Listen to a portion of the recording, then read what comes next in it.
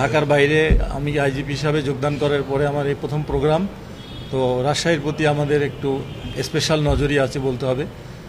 তো রাজশাহীর মানুষ শান্তিপ্রিয় মানুষ, এখানে ওই ধরনের যে খারাপ কাজে লিপ্ত হওয়া বা অপরাধের সংখ্যা অনেক কম, আমি যতটা জানি, আগে থেকে আমার একটু জানা ছিল। তবে ইদানিং আমাদের বেকারত্বের কারণে হোক, আমাদের যুব সমাজ শিক্ষিত বেকার প্রচুর সারা বাংলাদেশে, তাদের কর্মের সংস্থান সৃষ্টি করা দরকার।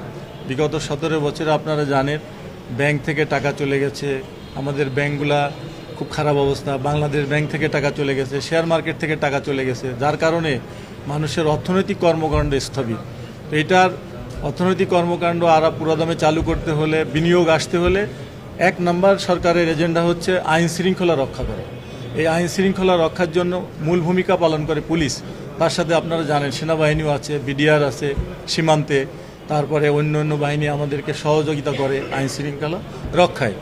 তো মূল দায়িত্বটা আমাদের পুলিশেরই।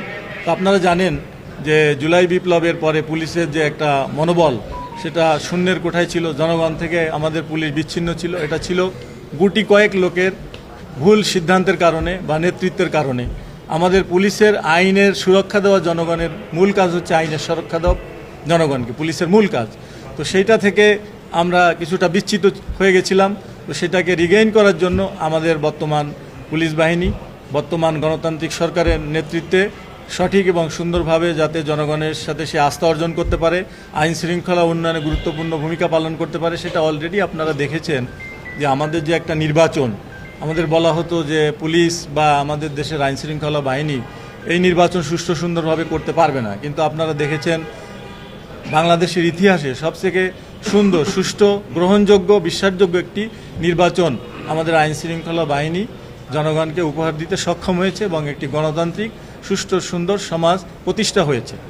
এখন আপনারা দেখেছেন এই বেকারত্বের কারণে হোক, যে কোনো আন্তর্জাতিক জানেন যে বিভিন্ন দেশে মাদকের ছড়াছড়ি, ড্রাগস, এই নার্কোমানি দিয়ে বিভিন্ন অপরাধজনক কার্যক্রম তৈরি হয় সমাজে, এটার একটা খারাপ দিক চলে আসে। তো সেটা বন্ধ করার জন্য মাদকের বিরুদ্ধে আমাদের জিরো টলারেন্স, কোনো ধরনের উগ্রতা, উগ্রবাদ, সন্ত্রাস এগুলা সমাজে যাতে না থাকে, একটি সুষ্ঠু সুন্দর বাংলাদেশ গঠনের জন্য আপনারা হচ্ছে সমাজের দর্পণ।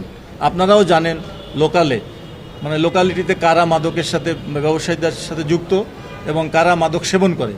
দেখেন পুরা ইয়াং জেনারেশন নষ্ট হয়ে যাচ্ছে মাদকের প্রভাবে, তারা খুন খারাপি, ছিনতাই, কিশোর গ্যাং, বিভিন্ন রকম অপরাধের সাথে লিপ্ত হচ্ছে। সুতরাং সরকারের 1 নম্বর এজেন্ডা হচ্ছে মাদক নির্মূল করা, মাদকের বিরুদ্ধে আমাদের জিরো টলারেন্স।